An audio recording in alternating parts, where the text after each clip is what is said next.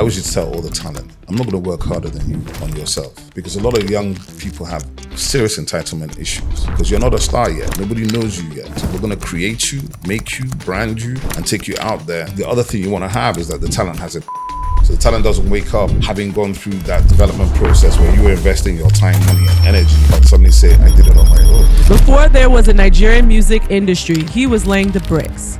Obi Asika helped build the culture from the ground up, elevating artists, shaping narratives, and creating the blueprint for entertainment in Africa. Tech is so instant now. Everything seems like it's overnight. It took WizKid 8 years to be an overnight star. Now, as the Director General of Nigeria's Council for Arts and Culture, he's still pushing boundaries, this time on a national scale. So I'm doing Big Brother Nigerian. I'm embedding Nigerian music as 80% of the playlist. I brought Jazzy to do the theme song for Big Brother Nigeria and embedded them to also open the show and close it. And that's a direct live audience of 60 million people straight. On this episode of Afropolitan, we dive into the business of music, the power of storytelling, and what it really takes to turn culture into capital and legacy. What would you say are some of the things you notice in trying to support talent? One of the first things is to...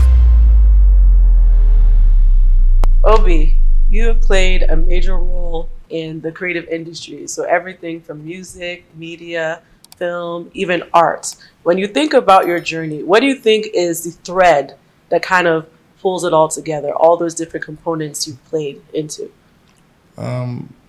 I think it's really to do with my parents. Yeah.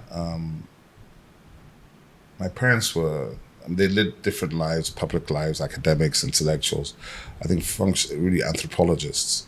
So, I grew up, my sisters and I grew up with a situation where we had to read millions of books. It felt like every holiday I had like a read list of 30 books. And my father would come and discuss the book with you.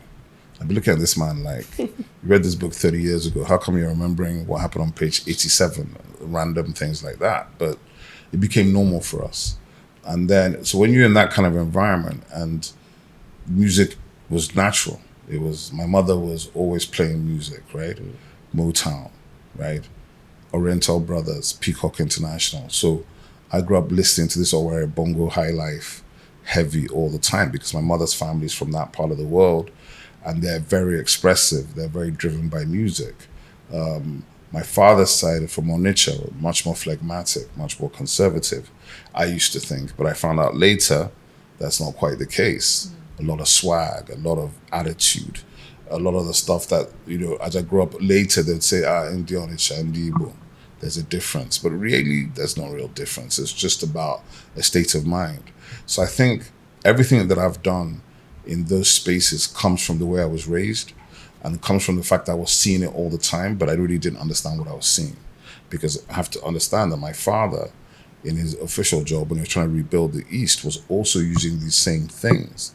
But, we weren't calling it soft power in 1970, but he created Enugu Rangers, did all those things. And why? Because he understood that even though they said no victor, no vanquish, which he also created and fashioned and got the head of state to adopt a state policy, of course somebody lost a war.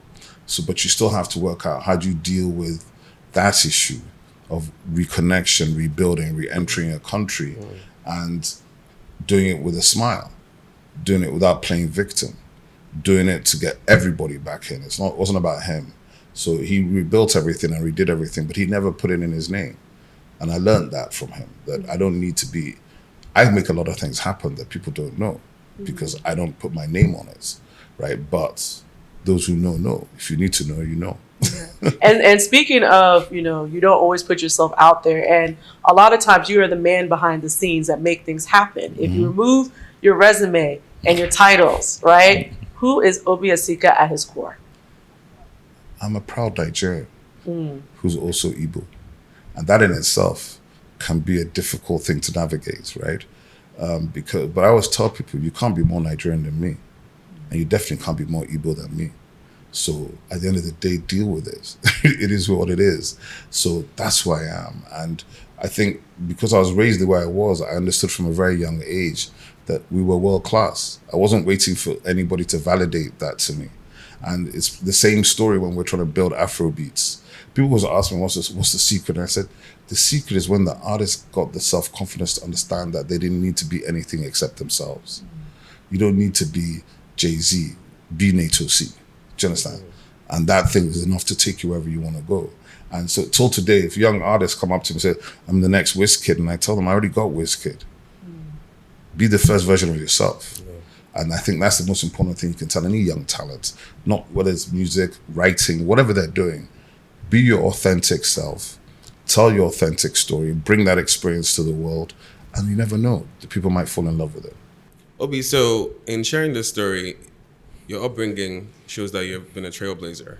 Your dad trailblazed. You also have been a trailblazer, venturing into the unknown. At the time you started Storm Records, this is before Afrobeats became a global force. There was no structure maybe for you to follow in that sense. What was it like building a music label at that time? Well, the interesting thing is there was structure, but the question is, what had they been doing, right? So the major labels had pretty much left Nigeria by 91. They all left in 93. So the big ones you're talking about is Premier Records, which is Polygram. And this was Polygram's sixth biggest market in the world before 1980, right? Then you had EMI that were here, that were huge. They still have a big catalog of over 60,000 titles. Premier have the biggest catalog here, over 100,000 titles. That's Polygram. And then Sony Music, which was being run by Auntie KG Okunuwo. So these are the big labels. And we had signed, artists, Nuruddin, the true black man, was the first guy we signed. I was signing all rappers. I was a pure hip hop head. I wasn't doing anything else. Daddy Shoki came to me to be signed as a rapper. I said, bro, no, go reboot this whole situation. But Shoki was part of a rap crew out of Ajegunle, right? And if you watch our documentary, Journey of the Beach, you'd see him tell his story. I even have him rapping freestyle. Like Shoki. But Shoki had that energy that you knew he was going to be something. But the thing about it was, and it's not just me, there's a lot of us that were like promoters. We just believed that we loved the music so much. Money was far from the thoughts. It was first of all about, we could make some hot music. Can we make hot music? Yes. Is anybody going to listen to us? Maybe. A lot of the time they think you're just mimicking the foreigners. So it's about how do we now make it indigenous? And that's where Junior and Pretty came in. Because Junior, they showed up at a we were doing a thing for Clapperboard Weekend Raps, which is a TV show we launched in 92. And Junior, I'm pretty sure, but these guys came from Ajegunle to our shoot location in Victoria Island. And, blowing these American accents. I'm like, guys, where are you from? So Ajegunle said, where's the accent from? I don't understand. And they were rapping about things they'd never seen, AK-47s, all this sort of stuff. And I'm like, guys, you know what? Do me a favor. Go away. We used to record once a month. Come back next time. Think about just being yourself. Where'd you go to school? How'd you go to school? What'd you eat? How did you even get here? You jumped 2 buses and 2 bikes. Rap about that. Rap about something that the guys you see every day in your area will recognize it was you. Because the way you're rapping now, if I see you on TV and I knew you before, I might be sure. I'm not sure. So, I forgot about them, to be honest. I thought, nah, those guys are not ready. I had other guys who were all these boys who had come back from the UK or from the States who were real rappers. Proper rappers. But these guys came back a month later and they had written about 5 songs. And I remember we used to audition people before to decide if you're good enough to go on air.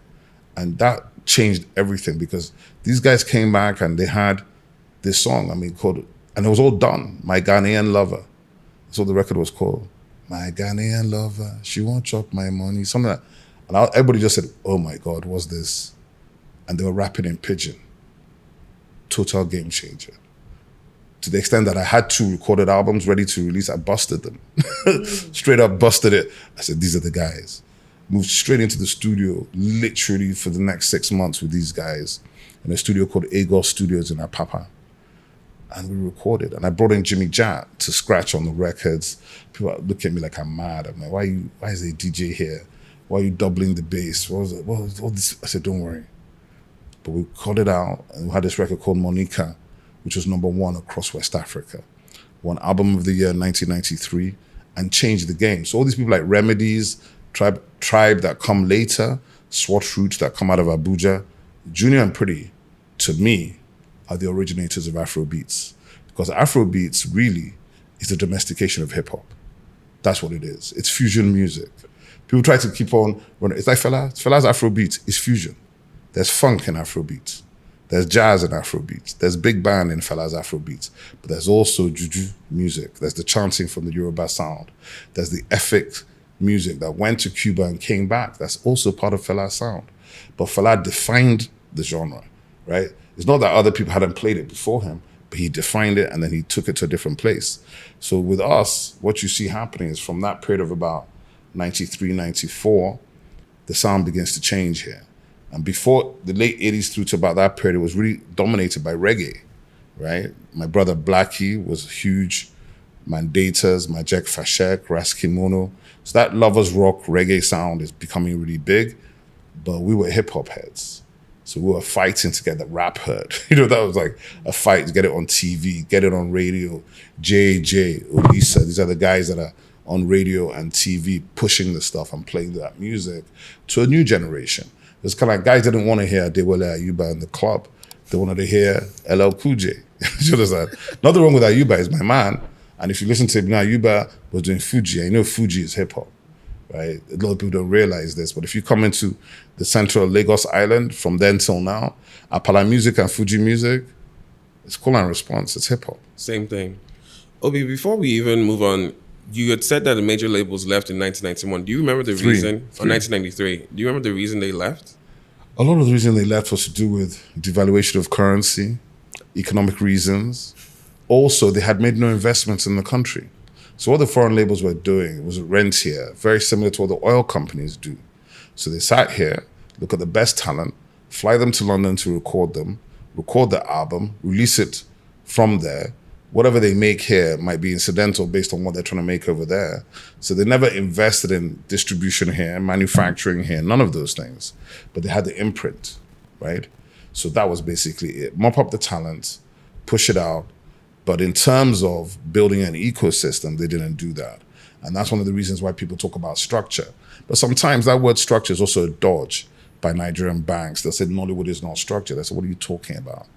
IP has been funded for at least 250 years in major markets of the world. So it is, if you are serious about this, you go and find out how they're funding the IP. Hollywood is funded by insurance, right? It's insurance money. It's not real estate. It's not retail banks on the high street that fund that sort of IP. It's just patient capital. Unfortunately, in this environment, if you guys do business, patient capital is almost impossible to find in Africa. And that's one of the things that has stopped us or held us back from really being able to exploit the talent we have naturally. No, that's definitely a good insight. You also helped launch the careers of Nato C, Ikechukwu. What would you say are some of the things you notice in trying to spot talent? I mean, you've launched so many talented careers, but what are some of the things that someone listening can say, okay, these are frameworks you can use to evaluate talent? Well, I think one of the first things is to find out that I always used to tell all the talent, I'm not going to work harder than you on yourself. And it's very important because a lot of young people have serious entitlement issues. Yeah. And you've got to check that early because you're not a star yet. Nobody knows you yet. We're going to create you, make you, brand you, and take you out there. So in essence, everything about you, we create it, right? That's the nature of the entertainment industry. You might be huge in your family, but nobody knows or cares outside your family. Somebody's going to take that raw jewel and hone it into something specific that the world now cares about. Now, if you go through that journey, the other thing you want to have is that the talent has integrity. So the talent doesn't wake up having gone through that development process where you were investing your time, money, and energy, then wake up and suddenly say, I did it on my own, which also happens a lot because they think they want to keep the benefits to themselves. But in actuality, there are no artists that are by themselves. Even the biggest artists in the world that you're looking at Jay-Z, there are 350 people working in Rock Nation. They're partners that have been around him for 30 years since he started. If you don't have a team, you are not going to win. It's as simple as that. You have to have a team, and that team has to be a team that's going to tell you the truth. Hey man, you're messing up. Because let me tell you something, you can't win as an artist if you're not professional. If you don't show up on time, if you don't show up for your own rehearsals, if you're not showing up for these things, you will get dropped and nobody will tell you. So the thing about it is if you're a talent is good, it's great, but hard work is even more important. And integrity is more important than all of them combined. And it compounds too. It compounds over time as well. Well, this is it, because when you do that, then you build a reputation. So everybody knows, right? So everybody knows that if you work in the Nigerian music industry, you know that forget all the public hype when they're going after him. The person loved the most by everybody's two-faced. It's a fact. He's the most humble of all our superstars. Has always been. So when you meet him and you meet all the others, sometimes you start wondering, what's this other guy having attitude about? You haven't done what Two-Face has done. Do you understand? He carried the whole movement on his back. And that's a fact, right? So it's about just having the respect to understand your environment and your opportunity. And I think a lot of young people sometimes take it for granted. Yeah. Because of the instancy of tech is so instant now, and everything seems like it's overnight, but actually it's not overnight. It took WizKid 8 years to be an overnight star. Minimum 8 years. Yeah. There's a famous story about Don Jazzy, right, looking to sell more hits records for about 1 million naira at the time. 1 million naira then was 1 million naira, I hope. Because now you mean to me? No. I mean, because some of our listeners will be saying 1 million naira now, especially in the diaspora. Like, what do you mean that he was looking to sell it at 1 million naira? That's 2000. You're talking 2006. 2006. What's the story there? I don't think he was trying to sell it. I mean, and also at the time, it wasn't so clear that Jazzy was the sole decision maker. I think it was Jazzy and the band, and there was more hits. And then we were trying to work out a deal. They spent like 6-7 months in our offices at the time. Tola Dunsi was the main person really engaging with them on a daily basis. But let's say it was more like maybe they weren't trying to sell Mo Hits. In fact, I think we helped find the name Mo Hits, okay? Because Mo Hits is a name they found for themselves, right? But you have to understand, I mean, I understood certain things I was going to do. So I'm doing Big Brother Nigerian. I'm embedding Nigerian music as 80% of the playlist. I brought Jazzy to do the theme song for Big Brother Nigeria and embedded them to also open the show and close it, right? And that's a direct live audience of 60 million people straight. So we were doing things intentionally to position them. And I'm proud that we did that, and we always supported them. But I don't think there was ever a time when he was trying to sell it. But certainly to try to get signed to us, do some kind of collaboration, definitely. But I always felt that these guys were just about to explode. So I used to tell Tola, I don't think we can sign them. I think we could just enable them. I think just push them, promote them, because they're going to be a whole different story. And the energy they were bringing was a kind of street energy with the sound, but they'd just come back from London. So they had a different perspective, right? And that thing, and then Jazzy was in his absolute prime. I mean, Jazzy was making, between 06 and 09, Jazzy probably made 150 records that went number one. Right? I mean, I'm not sure anybody's ever had a run like that. And if I think about it properly, if we had an ecosystem that was regulated like in America, that's $150 million just for him. Yeah. Because Jazzy is that guy, and that's what people don't get. But then he was so shy. So what I see his transition is this incredible power in social media as an influencer, from a guy that could hardly look you in your eye because he was that shy. Just like, oh, boss. I'm like, bro, man. So it's incredible to me, and it's great to see. And the other thing I feel is kind of like, which is kind of crazy, and I complained about this a couple of days ago, that, we don't document enough. You were just saying before we went on air. Yeah. But you can imagine that the Maven Records deal is one of the most important deals done, period. Not just in Africa, anywhere. Where's the story? Who wrote about it? Why has Business Day not done a deep dive? Why has Arise not done a deep dive? Why have our major media not told the stories of our soft power? Why do we act as if it's a side story? It's the main story. That's the headline story. It's not a side story. Nobody else did that kind of deal last year that I'm aware of. Is it because it's music? Are you kidding me? How much is $150 million in Naira? I don't even know. I can't count that far. Do you understand what I'm saying? So I feel like we are our worst enemies many times, because you cannot have the kind of talent, the kind of influence that we have generated. I say all the time, Nigerian soft power definitely has generated about 3 billion followers, right? That influence is massive. But where are the stories? And I don't mean just in some social media blog. In depth. Why do I have to go to Rolling Stone to read about Afrobeats. Why? Why is there no fashion magazine in Nigeria that counts when we have so many fashion designers that are killing it? Where are the food magazines? So food, fashion, architecture, music, film, they're not covered properly in Nigeria. That's a fact. It's not covered properly. There are no platforms where you will go to and say, oh, that's a great review, or that's some great analysis. I can really discuss this. Yeah. When we were younger and music was coming out, man, we could be arguing about the album for a month. Now, you play the song, play the playlist on day one. By day two, everybody's like, crap, it's great. I'm like, so there's some great things that technology has brought in terms of scaling and access. But the dumbing down of commentary is a big problem, because then you pretend as if it's not important. It is important. Our soft power is critical. Our identity is what is driving us and what is making us attractive to the world. And when people ask about, oh, why can't they say, if people think what you're doing is dancing and singing, then they don't get it. We're not dancing and singing. We're not performing just for the sake of performing, right? You're sharing your essence. That's what Black people do, right? And that's why it's different. It's not just entertainment. It never is with us. Yeah. And, so I have so many follow-up questions. I will see your face. Yeah, I know, because there was a conversation I had with a friend about this media part. So that's an offline conversation. But one thing I wanted to talk about was Big Brother, right? So you brought other reality TV shows into Nigeria, including The Apprentice, Dragon's Den. And I'm curious, how were you able to convince global media companies to take a bet on Nigeria? The funny thing is this, I'm going to be un-Nigerian for a moment.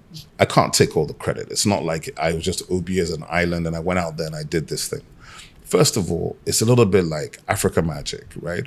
Multi-choice Africa Magic. If we're talking about Nigerian soft power, we don't discuss them. We're not even being real. They are by far the biggest investor over the last 25 years. They provided the biggest platforms and they made the biggest investments.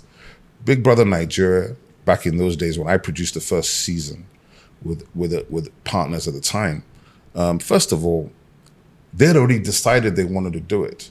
The question was how they were going to do it. So we became part of the how, because now we were able to co-produce it, provide context, also bring in a very specific editorial approach, which was for me that, okay, the house was going to be designed in Nigerian fabrics. So I was very intentional about a lot of stuff. So you're going to see that first Big Brother house. You're not going to see, how a lot of Nigerians design the houses, one picture of Jesus in the corner.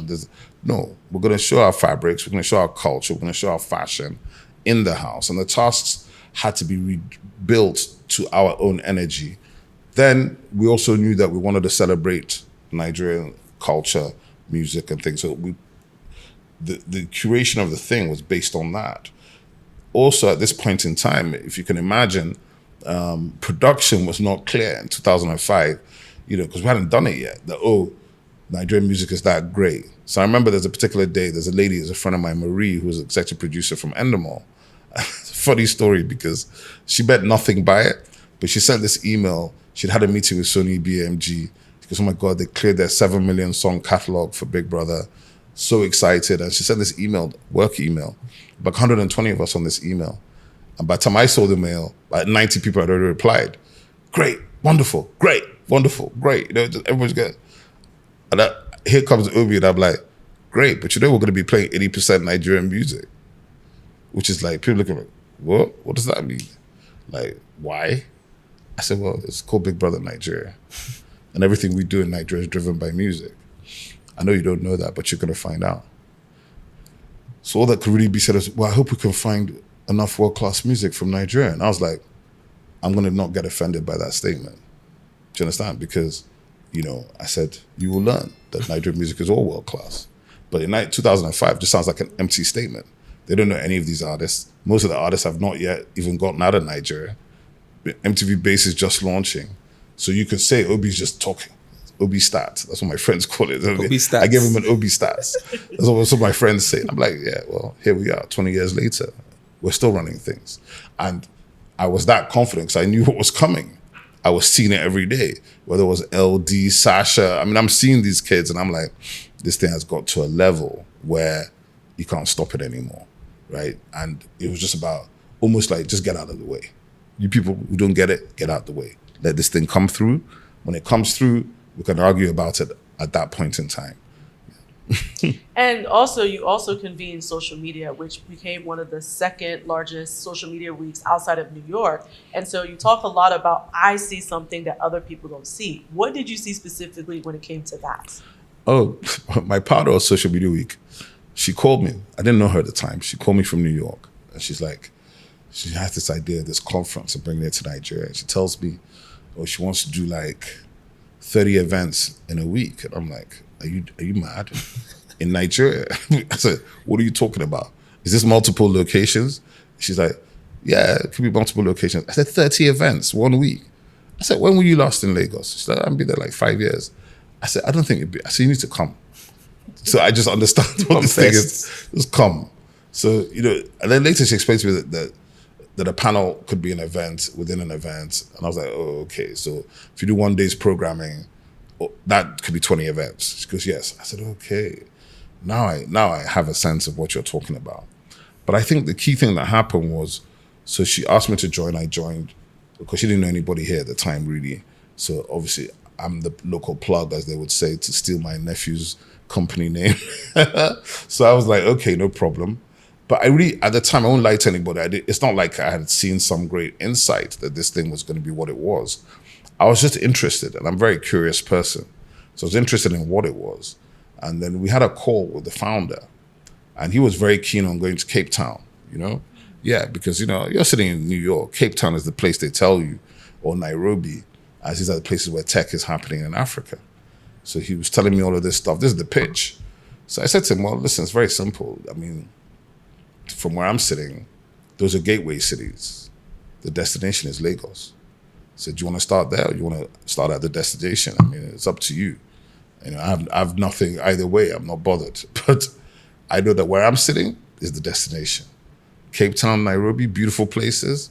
They're gateway cities, but they're all trying to get here. You have an opportunity to go from here. And the funny thing is, when we started doing Social Media Week Lagos, we also enabled and helped Social Media Week South Africa and also one in Kenya. Nothing could match the numbers coming out of Lagos. So it proved itself, so to speak, because Nigerians are just hyper dynamic, right? And what happened was, the minute Nigerians understood and latched onto the formats, it was a wrap, because then they were now beginning to really express themselves. And one of the things, a tie I'd like to make, and I had Inya Boyeji talk about this in the documentary series, was that, which I think a lot of people have missed out on, the Afrobeats revolution impacted many, many, many other things. So the tech explosion you see, all those founders are affected by Afrobeats because it's giving them the self-confidence. Because the Afrobeats people became superstars because they got the self-confidence to express themselves. Once that happened, it impacts all these other guys who are now building these businesses, and they can say, hey, wait, they've got a soundtrack to drive. That soundtrack is giving them self-confidence to say, hey, I can build something, I can scale something. And even though people don't connect it, I connected 100% because I've watched them grow. And I've seen a lot of these startups that became huge from Social Media Week Lagos. Mm-hmm. They didn't become huge from the event, but I met them for the first time at the event. I met many of the players. I knew them before, but a lot of them through that process. So definitely, Social Media Week Lagos as an ecosystem play, and it was massive.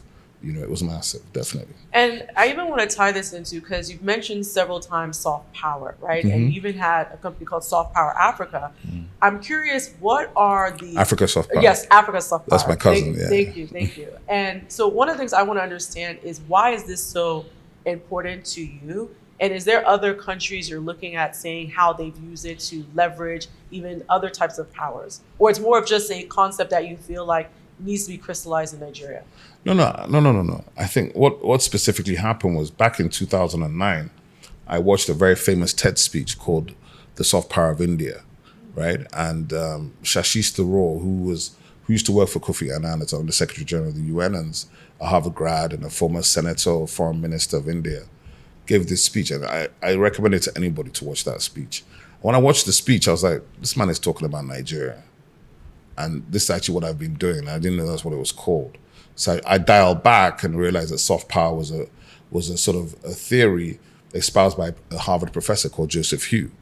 And he was really talking about it more from the perspective of foreign policy, and how nations use soft power or the powers of suasion to drive their foreign policy, as opposed to hard power being the military industrial complex.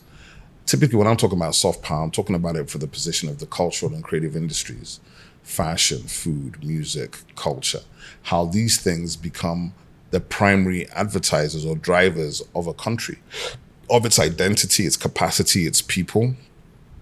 And that's how I view Nigerian soft power. So, years back, they'll talk to you about, bad image, 419. So Nigerian soft power has killed all those things, and nobody had to pay any money for it, right? And you didn't have to go and come up with some propaganda campaign. I used to hate that stuff about, there's a phrase Nigerians use like, launder your image. I hate it. Why are you laundering your image? It sounds like there's something dirty, right? So don't launder your image. Just tell your story, right? And I think Nigeria is a land of hidden stories, like all Black nations and all African nations. It's a very small percentage of our stories that have made it out to anywhere. So for me, Nigerian soft power is endless. It is just beginning, and we're entering the majority. We're in the African century, right? Don't get it twisted. This is the African century. I think by 2050, we're 450 million. At the end of the century, we're 750 million. That's crazy. That's a lot of Nigerians.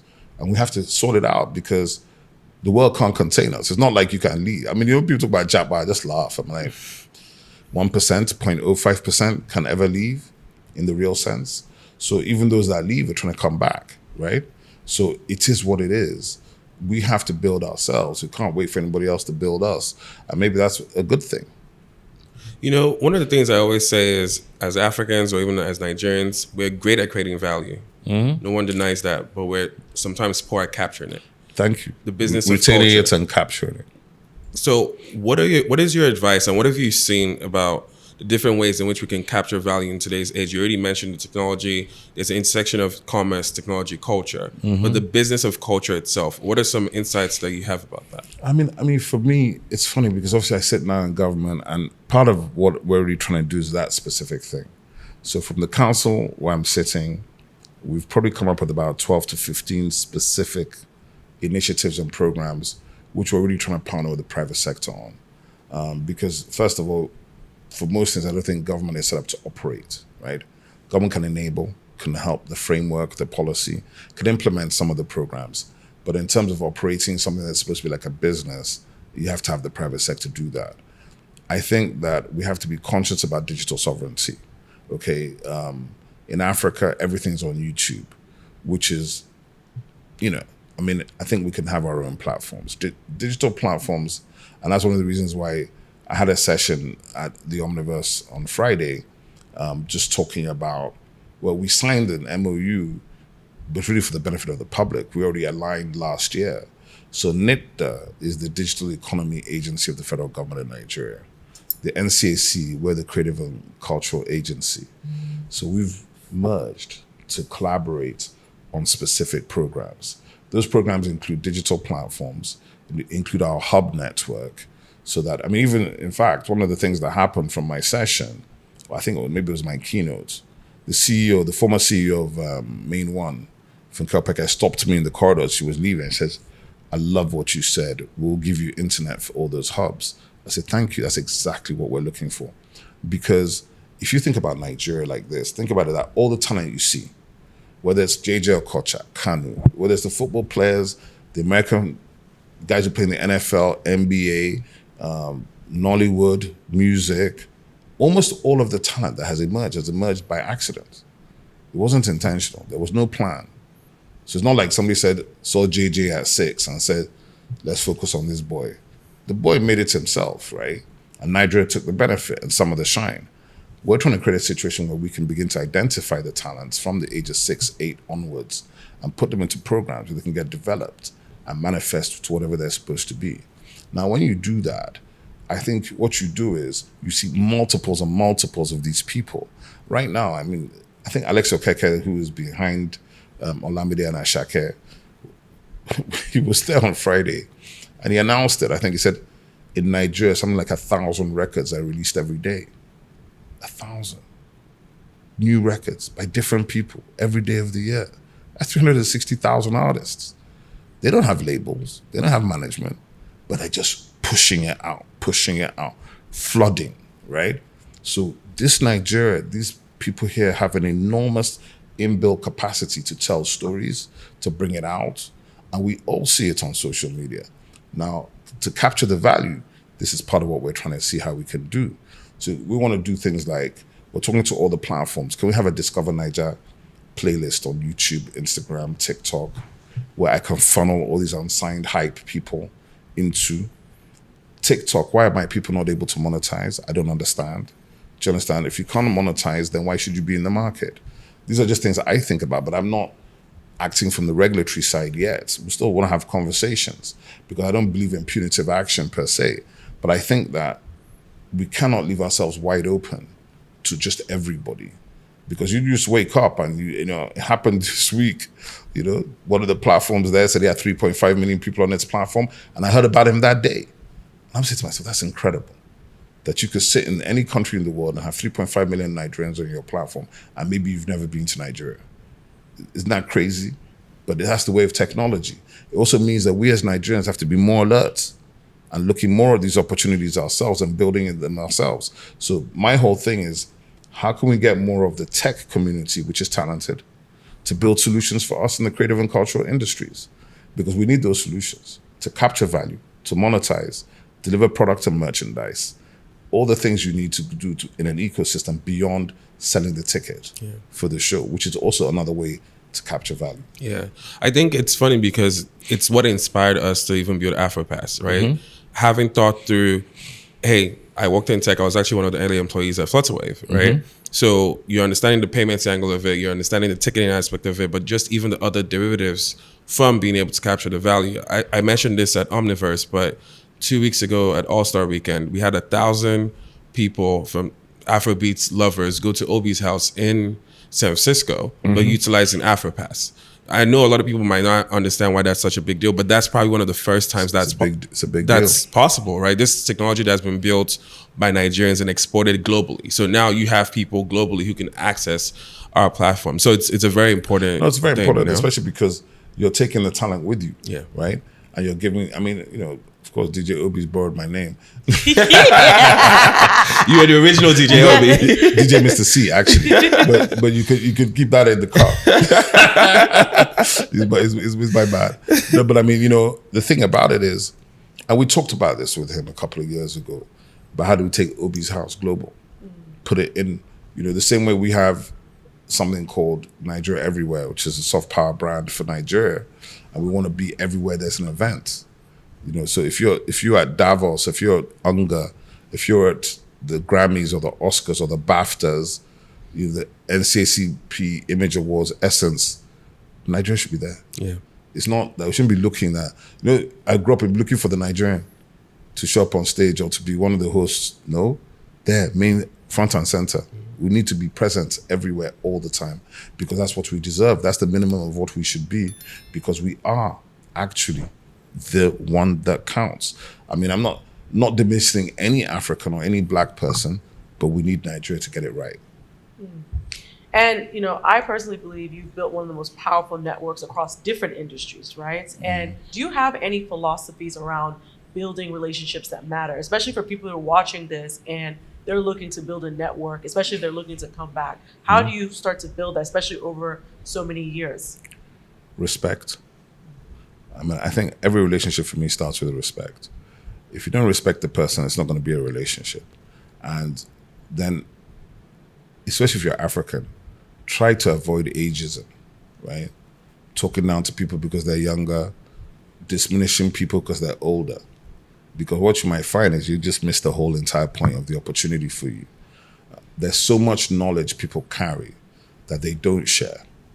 But guess what? You might just be one of the first people that approach them the right way, and suddenly there's a flood of information coming your way because nobody actually asked the guy the question before. Nobody said, hey, can you help me? Hey, I have this issue. And most people, in my experience, if you approach them the right way, they're perfectly prepared to support, especially because there's an affinity. Either they recognize themselves in you, they recognize what you're trying to do, and that we're also keen to see people progress. One of the things is that to enjoy success alone is very difficult, right? If your friends, family, and peers are not doing well, you're actually going to become most likely resented and hated rather than being able to celebrate with them. So I think carrying people along with you is also important, right? Doesn't mean that you're carrying them and they're just, freeloaders. But at the end of the day, value is two-way. It's never a one-way street. If it becomes a one-way street, then somebody's using somebody. But value typically in relationships is two-way. And I think that's the most important thing. And can you talk about a relationship that you cultivated that changed the trajectory of your career? I don't even know, man. I mean, I think for me, probably the most important ones for me might be sort of older figures, who like once in a while just tell you some realness that maybe you needed to hear. But an uncle of mine once told me that, actually my father told my uncle. My uncle was complaining he had been cheated and somebody had cheated him of some money. And he was waiting for some big words of wisdom from my dad. And my dad said something like, people have been known to steal. I was like, so me and my uncle were like, what's this about to say? That basically just say, get over it. Stop feeling sorry for yourself, get over it and fix whatever the issue is. Whether it's the issue is with the people you're hanging out with or the people that you're dealing with don't have integrity. But if you dig deal into it, you'll work out what the problem is. So that was something that I learned early. Another thing was write it down. Write it down. If you don't write it down, sometimes it's almost like it's not real. So write it down. All those plans, dreams, ambitions, write them down. If you look back at it in 10 years' time, you might be shocked and say, see how close I got to it or how close I didn't get to it. Or maybe you pivoted and went in a totally different direction, But in terms of specific people, it's funny because I think I take all my inspiration from books and history and that, not necessarily from people I met. But there are people I've met that I've been like, okay, this is, and some incredible Nigerians I've been blessed to have met who, when you see them and you say, okay, I want to be able to be as dignified as this person. I want to be able to be, that when anybody meets me, they'll feel the same way as when they met him, because he's that impressive to me. I've been blessed where some of the gentlemen I knew, MD Yusuf, who's my late godfather, is unbelievable. I mean, I used to sit with him in this library of his books, like 40,000 books. And he just started telling me stories. And I'm just like, man, just, it's so much. And you're like, okay. You know what, sometimes when you think you've done a lot, and you go and sit down, I say, okay, I haven't really done anything. Let me go back. So there are people like that. I mean, President Obasanjo used to stress me. I used to see him and he'd be like, when will you serve Nigeria? And I couldn't get past that statement. That's a deep statement. When will you serve Nigeria? And I was like, ugh. So I think I'm doing my bit from where I am. But he's like, okay. But when will you serve Nigeria? So, well, I'm serving Nigeria now. So let's see what happens. But for me, it's always about that kind of energy, right? It's about the people who are progressive, who are positive. There's a lot of negative energy in this world, and I do my best to dodge it, to go in a different direction. I see it coming, I try to go left or right, but for me, it's about positive energy built on the fact that as a Nigerian and as an African, I'm a very, very strong advocate of Black rights. I do not feel we have been seen. I feel that it is our time is now. It's coming. I say now, I'd love to be here in 100 years, telling you, because the African Renaissance is upon us. And many people don't see it, but it's clear because you see, Web 3.0 has come at a time when many, many Africans have the skills. It's very different from Web 2.0. Not that many had the skills, but Web 3.0 now, we have the skills. But let me tell you something we need to focus on. We need to build our local language models in this AI. Otherwise, we're going to be back in the same situation. Because even now, it doesn't have us. We're not there. Our skin tones are not there. Our languages are not there. Our accents and tones are not there. Our knowledge and science and technology is not there. So that's a challenge to the younger generation of creators. There's nothing more important than that, because that will end all those conversations forever. Put it on blockchain. That's what we're going to do with the origins. Put it on the blockchain so it's immutable. Don't come and tell me you didn't know that they wrote that this, that. Just go there, please. Everything's here.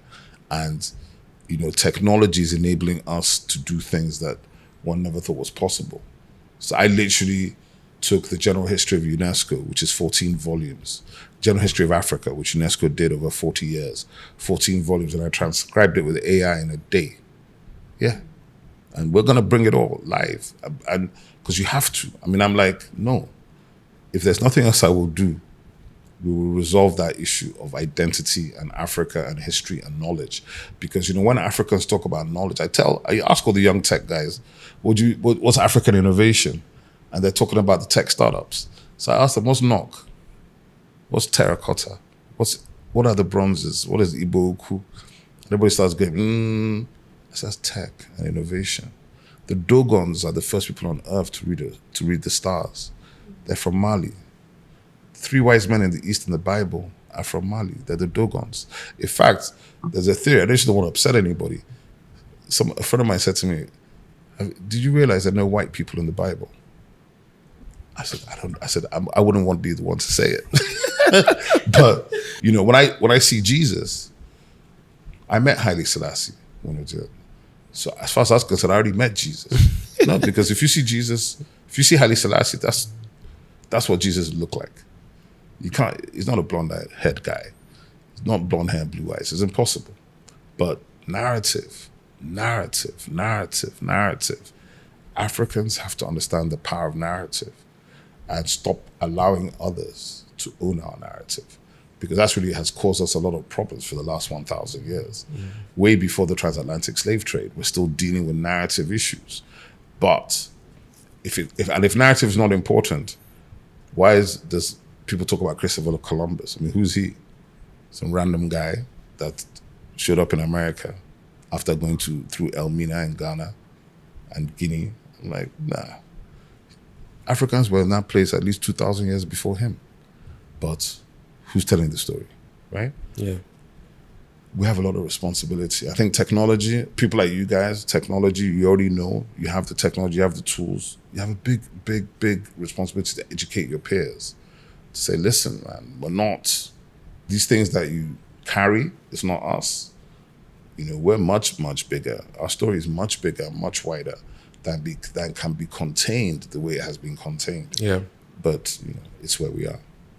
Obi, before we started the podcast, you had remarked like sometimes you wish you were our age. Of course. Right? If a young Obi Asika was starting over today in 2025, what would that look like? What industry would you dive into? Especially because you referenced artificial intelligence. This exact one. Okay. Because stories never get old. It's not possible.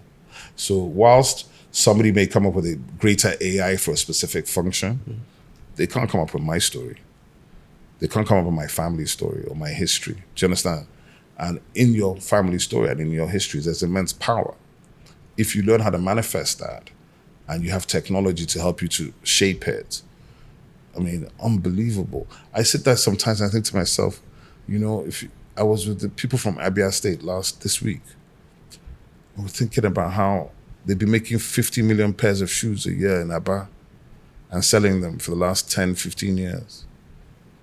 That's incredible. But technology will scale that by 10 to 500 million. So what happens then, right?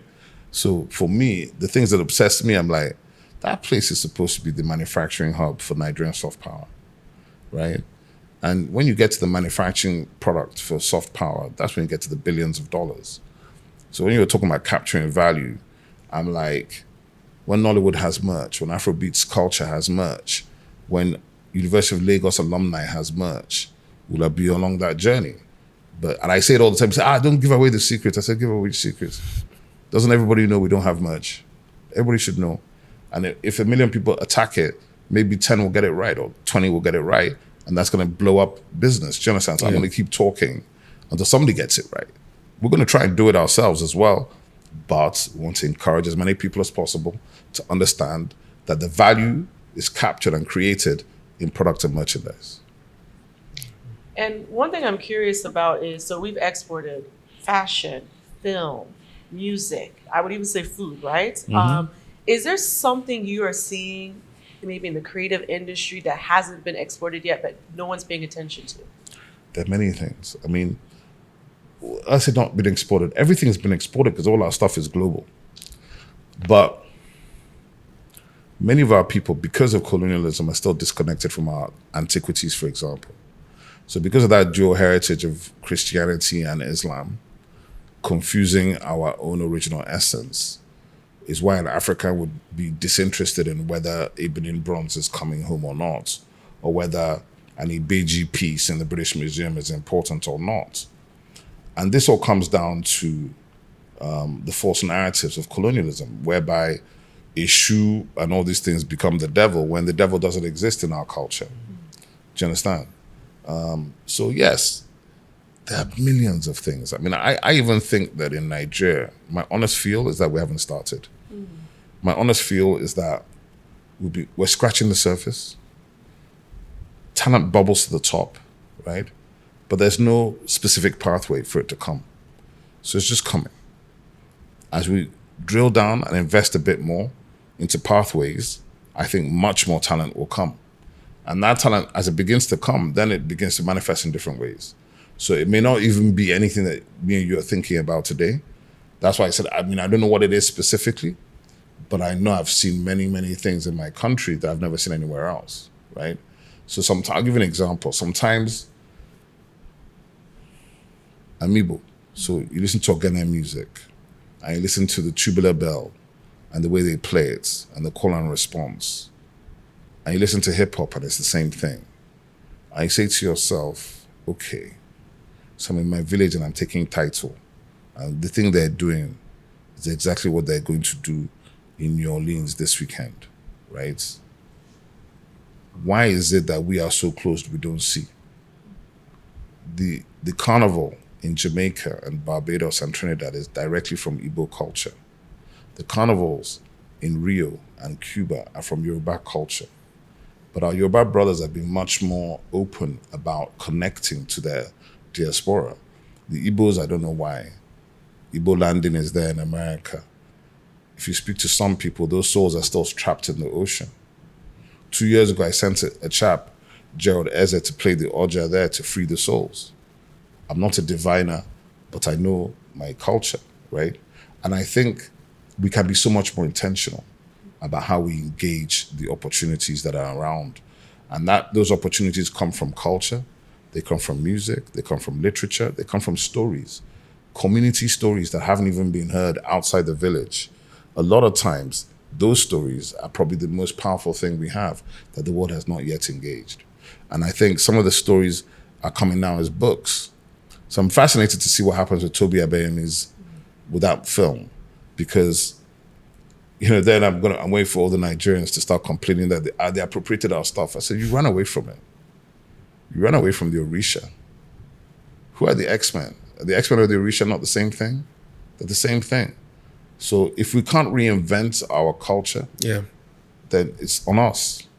We must be able to reinvent it, represent it, repurpose it for our benefit. At the end of the day, we are man. We're the ones supposed to manipulate and manage these things. You're not sitting there like you don't have agency. That's the part I don't like. Sometimes Africans you have agency. I think that's the unique thing actually about Igbo culture. That when they say Onyekwe Chiekwe, right? You know what that means, right? Which means that once I have agreed, my chi will follow me. That's a very, very powerful statement. Because what it says is that I determine my future, which is not something that a lot of cultures say. A lot of cultures will say God will provide. That's not the culture. Our culture is that we will go and do it, and my internal God will follow me to do it because I've decided that's what I'm doing. And I love that. It's not for everybody, but I love that. Obi, we're about to get into a rapid fire round where we basically just get your quick answers to a bunch of these questions. All right. What's your favorite Nigerian dish? Ofe. Ofowe by far. Not even. There's no argument about it. Which was that? Are you serious? Never. Oh my God. Have you made it that we would know? Are you serious? Are you You said serious? which one is that? I'm like, have you made it that we would know? Matadors makes it. Really? Yeah. Okay, we're gonna find out. Listen, let me just tell you. If you haven't had Ofowe, you'd be cheated. Are you serious? And she's from Imo State, so these are bride prices. Look, is lacking. Ofowe. Madam, you're not. You haven't delivered. Are you doing podcasts? Can you imagine? Ofowe with Uba. What? Have you had it before? I have. Listen, Wow. any self-respecting person has not had it before, even by your friends, I tell them, what's that your favorite soup? Ofowe. Wow. No, it's Okay, we'll make sure that it's ugu. So it's the healthiest herb, green, and it's beautiful. It's actually, yes. As you're saying it now, I'm thinking, my goodness, I need to go and get some. I feel like this is payback because when we first met, she had never had Afang soup. So, I think this payback. You hadn't had afan. Never had Afang. I think when I think about I have the to thing my query mom you. made, no, but Seriously. it's funny the way, first of all, I grew up all in the U.S. I didn't do any boarding school or anything in America, but my mom only made Igbo food. Like she never made, like even Amala, we didn't have any of those Your mom things. wasn't interested, just No, she was like just the gusi or bono, like she just kept it. kept it Yeah, consistent. yeah, she kept it quite consistent. So Obi, if you could listen to one artist for the rest of your life, who would it be? Whew, damn. It might be Fela. I don't even know, man. Really? Yeah, it could be Fela. I saw Fela live a number of times. Blessed to see that. I still play his unreleased records all the time. Big Blind Country. I mean, you see, you can't ask a music person this kind of question, man. On a hip hop level, it's Jay-Z. I'll listen to Jay forever. On a Nigerian contemporary level, I mean, man, I don't want to upset any of my guys. let's just leave that. Let's leave that situation, man, because I mean, there's no way to do it. But it's funny. I did a playlist of 250 songs which is on Spotify for Journey of the Beats, right? Episode 10, and the first track, I still believe is one of the greatest songs recorded in the modern era. A Street Credibility, Nice and Two-Face. I think that record is in the top 10 records released in the last 25 years from the Afrobeats movement. So I'll give that one. Okay. What's one book that changed your life? It's going to sound different. It's a book called The Prize by Daniel Yergin, which is a Pulitzer Prize-winning book, and it's on the history of the oil industry. And I was 21, and I was trying to set up an oil company, and I had no idea what I was doing. So and I read this book, and I understood the Seven Sisters, Rockefeller, General Oil, Saudi. I mean, it's just an incredible book. By the time I finished that book, I had the confidence to say, okay, fine. Let's go try and do this thing, This is 1992 or so I'm like 23 or so, I can't remember. But yeah, The Prize by Daniel Yergin is an incredible book. Definitely going to check it out. Yeah, check it out. What's one weird, unexpected hobby that you have? I DJ. For at least since I was 16, yeah. I haven't really DJed in the last 10 years, but I taught a few. Yeah, DJ Mr. C. Mr. C. For sure. What were the rating clubs back then? Oh my! I was not even DJing in the clubs. I was more DJing like at university in the UK. By the time I came back here, I didn't really DJ in the clubs that much, not much. But Jimmy Jad is my peer. You can ask him. When you get Jimmy on tape, ask him about that. The first time I met Jimmy, that was a funny story, man.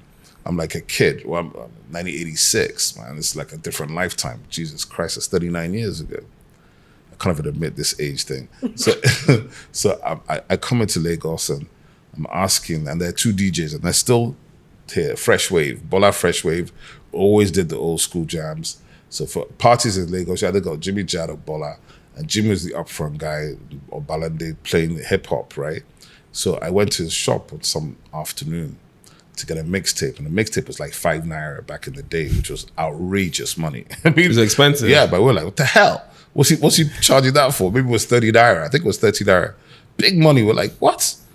who's this guy? So I went to his shop, right, on Odo Street in Obalende, and he had turntable set up on 4 sides of the store. And then he was walking around making the mixtapes 4 at the same time. So they're junior DJs trying to keep it going, but Jimmy be going around going, okay. So I was just watching him for like 30 minutes and watching all the guys on the queue waiting for their mixtapes. He doesn't know who I am. I've got my high top, come from London and I'm trying to mean mug or whatever. And I asked, you had to write down the songs you wanted on your mixtape. So I write down this very eclectic list of songs in my head thinking there's no way he has 10% of these records. But I have all those records, they're my cop. He doesn't know that. So I do this list. I'm just, boss, can you hook me up? He looks at the list and he goes, man, you're a hip hop head, right? And I'm like, yeah, man, 100%. Please, none of that soft stuff. Just give me this thing. So Jimmy's like, okay, I got about 70% of it, but some of these tracks I don't have. So I said, which ones don't you have? So he tells me the ones. I said, let me go and get them. Because you have them? I said, white label. Because, you're with us, you're with us. Because, any DJs that have about white labels. So I went to my car, brought back like 200 records. He didn't even let me leave. I don't think he let me leave that day. It was like, bro, no, what's going on? So me and Jimmy been tight 40 years. And that's the other guy with Two-Face. That's the other most humble guy in the game. And Jimmy probably activated 60% of the artists that anybody first heard of. From Remedies to Two-Face to everybody is Jimmy Jam. Yeah. I want to nerd out with you a little bit about Jay-Z. We're Jay-Z family. Mm-hmm. Even if this one is not with us, but we're Jay-Z. She's with Beyonce, but we're Jay-Z family. Hove. Yeah. There's so many reasons why I appreciate Hove's music. Obviously, the evolution, the reinvention, the business. Mm-hmm. It's almost like there's always a nugget in his music that you can go back to for advice. Yeah, what would you say makes Hove a special artist, especially not just as an artist, but just as a black person in general, black man in general? Man, Jay's something else, man. It's like sometimes I listen to Jay-Z record and I'm like, this guy, man, this guy. Because, people who've been professors of literature haven't said what he said. His rhyme book is ridiculous. And as you said, there are things that you hear, and you've been hearing the record for 12 years. He says, is that what he said? I said, so it's not double entendres, it's triple and quadruple. And so for me, I gravitate towards intelligent people. And he's amongst the most intelligent people on the planet. And all you have to do is to listen to the music carefully, and you'll hear it. I remember him rapping about the Rob Report in 2001. I didn't know what the Rob Report was. And I thought I was pretty sophisticated. So I was to go check myself, like, how's this street guy rapping about this stuff, right? And I think that's the thing about Jay-Z. He just always surprises you. Always. And there's always a level of knowledge in there and learning. So even when he's doing, like I called it, in the last 5 years, he'd be doing his one hit a year.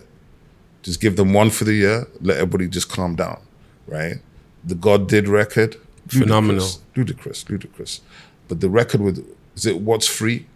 With Ross and Mill. I mean, the guy needs to be locked up in a figurative sense, The lyrics are so deep and the confidence with which he delivers it is so powerful that I think people take it for granted. And then, of course, to make it matters worse, he married the number one girl in the game, wearing his chain, as he says, and then he did all the deals as well, right? And so for me, everything about Jay is working, and look at what his impact on culture looks like. Look at the Super Bowl.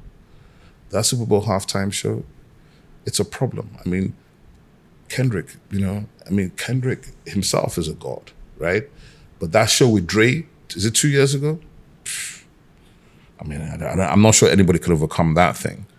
Dre, 50 Cent, Eminem, Mary J. Blige, Kendrick. I mean, that's when I think about it now, I'm like, this thing actually happened. So Jay-Z's made things that were not normal look normal. And I think that's something that, you're not supposed to be a rapper and become a billionaire. You're not supposed to be a rapper and enter the places he's entered. You're not even supposed to be entering the kind of businesses he's entered. And everything he's done is a highest level premium. That's the other thing about Jay-Z. Everything is highest level premium. There's nothing like, oh, I did this one for the boys, or it's cheap night outs for the girls. No, it's up there. So yeah, I don't even have a favorite song anymore.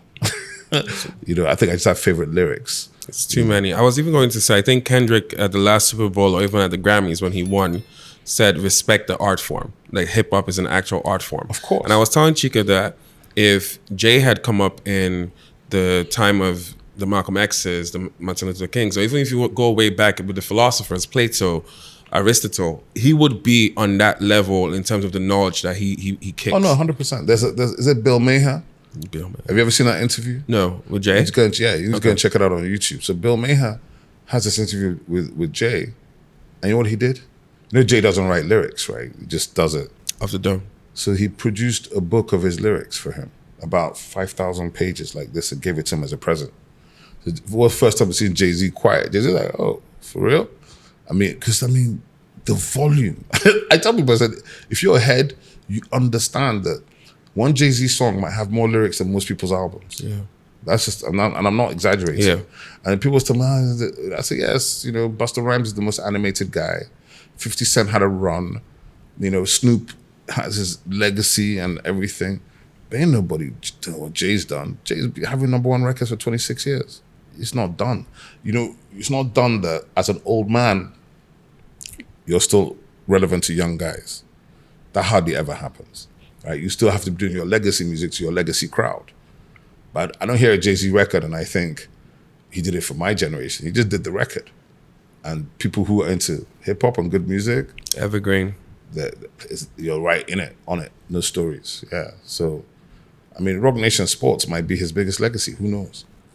That in itself is massive.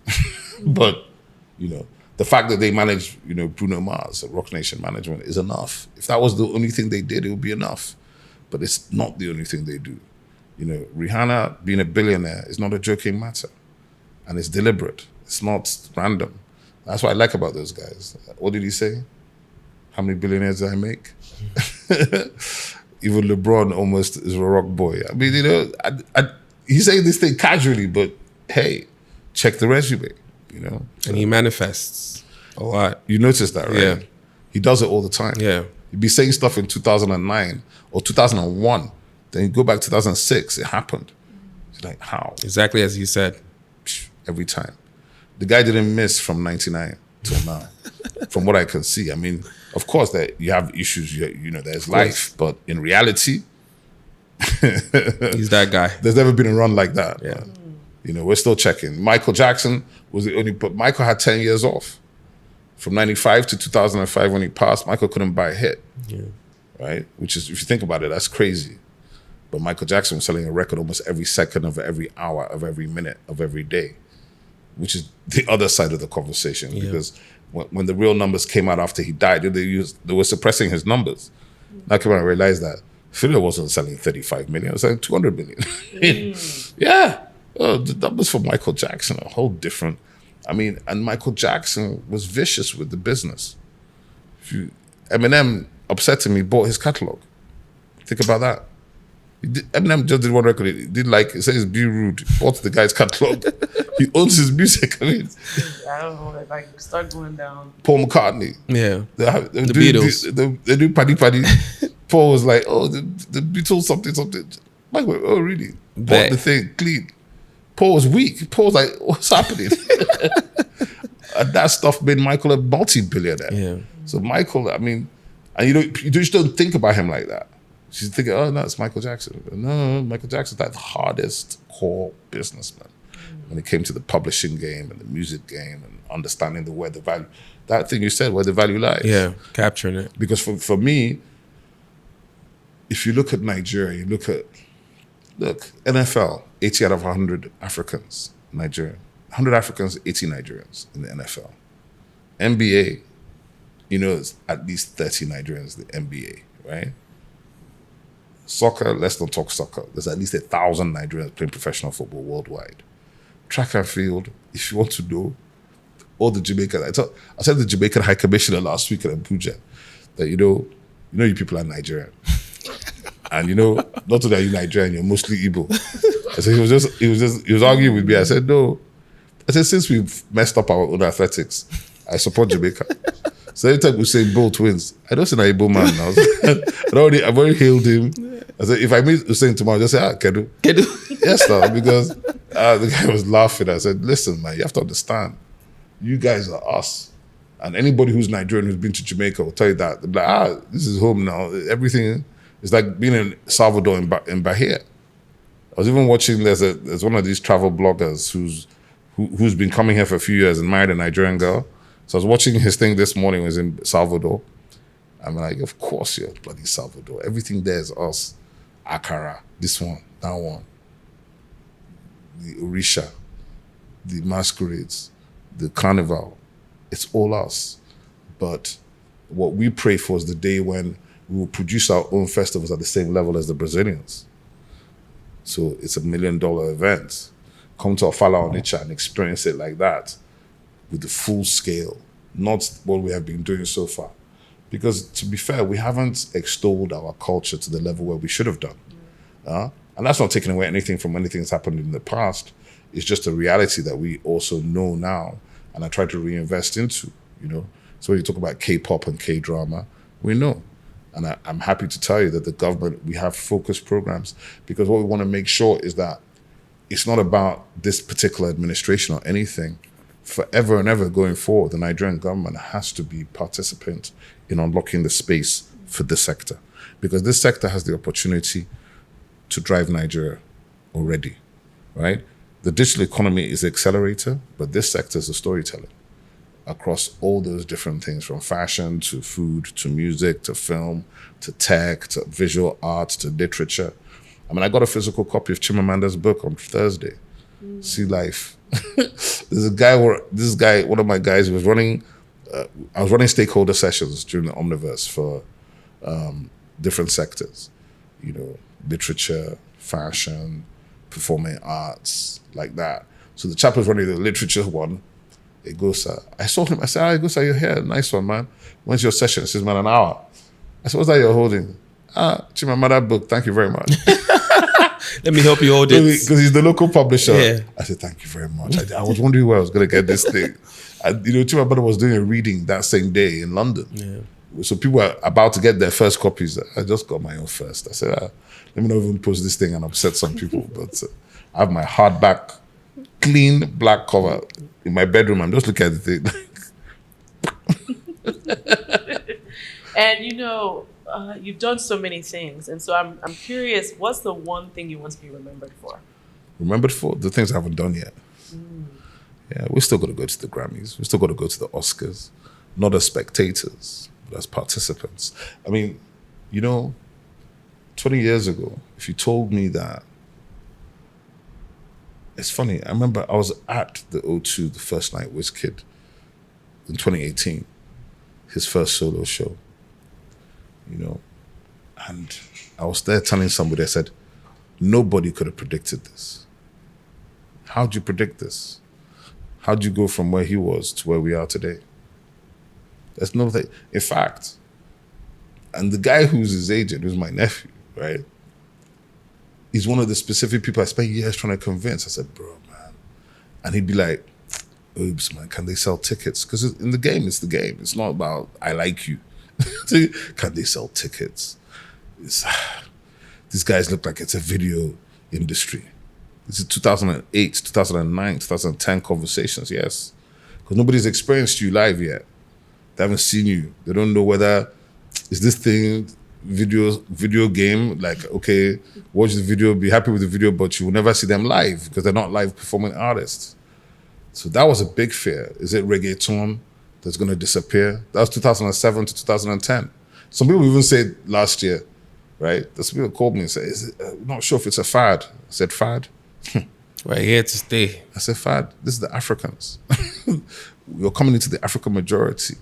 And all that's happening is that as this thing gets bigger, the Africans get more self-confidence. As they get more self-confidence, they put out more content. So no, it's not a fad, and it's not going anywhere. And you know, and I'm very happy and proud to say that. And I think just to seeing people like, was it Young John, is it Odumodu Black, Shali Poppy, all these artists that are just emerging in the last 2 years, with a lot of energy, a lot of attitude. Look at Ashake. I mean, Ashake is unbelievable, right? His manager, his guys. I said, Alex, man, I know what the hell you guys did, but even his own manager, Ashake's own manager, I told him as well. I said, I know what you guys did, but it's genius. And there's something in that music. There's some trance in the music. There's some Fuji in the music. There's some Celeste Church in the music as well. So somehow he just created this thing. I don't even know what to call it, but it's Ashake, and it's incredible. It goes. No, it's incredible. You've got white girls dancing all over the world. They don't know what the hell they're singing, but there are 50,000 of them in the bloody stadium going off, and you're like, Ashake, how far? No, because the guy's like electricity. That's one of his records. Like, he's actually that thing. I mean, it's the other person who reminds me of that is Naira Marley. Actually, he has that kind of energy as well. Yeah. And that's the energy D'banj came with. People don't remember, but D'banj, man, you got to give it to Banga. You got to give it to him. And that's the thing. Nigerians have this essence and this energy that's unstoppable. And once it comes, it's very hard to stop it. You can't cage it. You can't bottle it. If you could bottle it, we'd all be billionaires. Because you'd be saying, let's take a little swig of that Niger tin or whatever it is. And be gone. You're gone. I'm telling you. I mean, if you think back in the day with more hits, Jazzy would just stand there with a walking stick. He didn't say nothing. Just stand. It's D'banj. Swag on 1,000. Yes, no. It's D'banj. The D'banj would be going around going nuts. Jazzy would be there going, nobody Fela. I mean, and it works. It worked big time. I mean, to the extent that I now still have issues with seeing him as this guy who is just talking all the time. And I'm like, a man that will not talk when there's just three of you in the room. He's shy. He's naturally a shy person, but he's managed to reposition himself in such a way that he might be Africa's biggest influencer. Who knows? I mean, because a lot of those people that follow him, I'm not sure they know he made any records. Yes, of course. They know he has Maven and all this thing, but they don't know Dorobuchi. Dorobuchi is 15 years ago. Really? They played it in our spin class the other day. I remember I was like, I was enjoying. It might be 2012 or 2011. Shine. Did you get what I'm saying? That old? 2013. Yeah, you're that old. Listen, I mean, it's like that. That's how it happens. You just suddenly look to yourself and say, how did that? What year are we? And so it's hard to say, but the talent in Nigeria is unbelievable in reality. And the crazy thing about it is we almost were running away from it. Nigeria is a funny place. That's not what you're supposed to do. You should do this, you should do that. No. Just allow people to be themselves, express themselves, and then take it from there. And I think that's what we've been fortunate to do. I think there's so much more to come, especially around fashion, especially around food. I think food and fashion are going to be absolutely massive. I think Nigerian cuisine has every opportunity to get to the level of Indian and Chinese in terms of global acceptance. And that changes everything because food diplomacy is a whole different thing. Yeah. Food gets you into places you can't normally get into. Music takes you there, but you may not get in yourself, but the music is there already. You understand? So you may not get into the White House, but they're playing Ashake. You understand what I'm saying? But all these things are signaling. So if you think about the fact that probably since 2012, Obama has not released a playlist without a Nigerian artist on it. If you can't check, you might just find that every single year now his playlist has one or two Niger boys.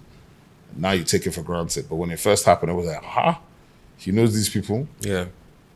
Do you get what I'm saying? There was a time we used to have to beg people to put on these artists. I mean, if the artists don't tell you themselves, but Rhythm Unplugged, you'd be there sitting backstage at 5 a.m. trying to get on. Basketball doing a comedy show, they'd be backstage for 5 hours trying to get a slot to perform for free. I'm telling you, this same Burna boy that's $1 million plus today, they'd be blocking him. Yeah. Niger, he wasn't from Lagos, he was from Port Harcourt. They blocked him. The guy bypassed everybody and exploded. Can't be blocked anymore, can he? I mean, and I think that's the beautiful thing about this thing. It's like people try to do all kinds of things, but you have to actually track, and that's what you were talking about earlier about documenting. It's like, look at P Square, 6 brothers from Jos. They moved to Omole in 2004, 2005. What's happened since then in the 20 years? Yeah. Unbelievable.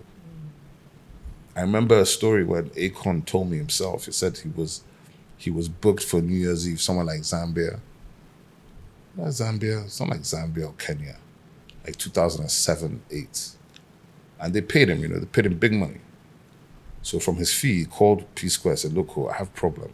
I have a double booking. So I'm going to be somewhere else, but I'll come there and join you guys. But I need you guys to hold it down. Guys like, no problem. Because the money he paid them was their fee at the time. Big money. Flew them out there in a PJ. Once they announced P Square, the country scattered. I mean, unless you have witnessed P Square in their full... I did. I mean, I tell people, I said, listen, P Square. I saw P Square one time in Calabar when I thought it was past their time. 3.5 hours later. I was there telling, I said, man, are you watching this stadium? Stadium was doing sing-along for 3.5 hours. Easy. I said, man, these guys. Bangers. Banger after banger after banger. And that 3.5 hours, they're dancing and singing and it's choreographed. And you're like, the fitness, scattered. I must say scattered. I mean, the people in that stadium went home done. There was no energy left for any. Nobody was going to any after party, none of that. It's like, okay, I've seen P Square. Let me go and measure my life. Go home. No, because P Square did different. They were more focused. So other guys were in the club. P Square were doing rehearsals. P Square, man. This thing is even like Two-Face, right? Some of these artists, we owe them a lot. Nigerian, and I just hope that as we move forward as a country, because all of their stories need to be told. It's not one of them, it's all of them. You need biopics, you need short films, you need documentaries. Even you talk about Flavour, because Flavour... Flavour, let's not even get into Flavour. Like, what month are we now? We're in February. Yeah. Just entered March. You can't book Flavour this Christmas. I'm sure, yes. By the end of January, Flavour's done. For anything called December, he's done. He has been booked and paid. Because people have learned that if you book him after February, if you book him in February, you don't tell that, Oga, I'm sorry. It's not, I mean, you don't tell, imagine you don't tell that, Oga, sorry, that day is gone. Because Flavour, about 2 years ago when I was used to running the stats, I think only 10 African artists had hit 1 billion views on their independent YouTube channel. Flavour was the 6th, I think. Wow. And Flavour's not really doing Afrobeats, he's doing high life. So Flavour is a continent by himself. So Flavour doesn't have any competition. He just does what he's doing. And that's what he is. I mean, Ijele #1 of Africa is actually like black superhero. When he walks around, it's like the Avengers are in the building. And I tell people all the time, this guy, Gone. Flavour. Flavour plays like 20 instruments. Oh, yeah. Yes. It's the real thing. It's not, the boy is just music. Everything he's doing there is music. So, and it's incredible and it's great to see. And before he exploded, he was in Enugu doing this thing for like 7-8 years. Yes. Anybody in Enugu then, they know him well. 042. Shout out to 042. So the last question we always ask every guest is, who do you want to see on this podcast to tell their story? Oh, man. Depends. Is it business? Is it talent? Anything. Just think of someone who... I'll tell you who has an incredible story that you need to talk to. Alibaba. Alibaba is incredible. I've known him since youth service. Alibaba, some people make the mistake of thinking he's a comedian. I said, no. Alibaba is an entrepreneur, businessman, trainer, motivator. If you see Alibaba with talent, he's always got paper and pen. He's always writing something. So that guy is a superhuman talent with an incredible story who an entire industry was built around. If you just think about, Ali is really the precursor of stand-up comedy in Nigeria. So everybody, Basketmouth, all these guys, OK Bakassi, the older generation, Benga Deyinka, TA, all those ones, and they've all done very, very well. Ali's the apex. He's the apex guy. He's the apex predator. Amazing. So Ali Baba is the one. I mean, there's a lot of people. You know, it's not like Wale Tinubu in business that I've known for a long time. You know, Wale's always been Wale, and he's another key guy. Just in terms of stories, there's because people who have really done a lot, and people don't really know what they've done and how they did it. You know, there's some guys in the advertising industry that are incredible. There's a man called Emeka Okeke, who is the global CEO of Media Fuse. I used to run one of the media buying side of Chief Biodun Shobanjo's company for many, many years. Then set up his own, I think he set up his own in 2014. I think today he has 12 agencies. You know, there's just some people like that you just have to doff your hat and be like, boss, yeah, I see what you're doing. Chris Ubosi, you know, Chris never talks.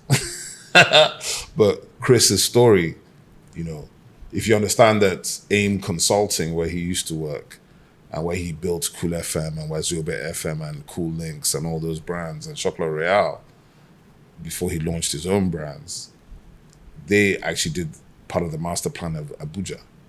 And he's a quantity surveyor and project manager and construction professional. So beyond all these other things he's been doing in media, he's also been doing that for 30 years. Yeah. So yeah, there are people like that. There's Nigerians, you know how I say, we multitask even though our wives say we can't. Well, thank you so much. Obi, thank you so much. Well, I survived this. No, you Yes. did. You did. This was a treat. I just, you know what we're talking about? This is myself. How we don't got fumble, man. No. yap somebody, How you don't did you wanna yap. guys enjoy it? Yeah. It was good. And nobody was yabbed. I don't think so. Everybody was just like, I didn't yab anybody, man. Yeah.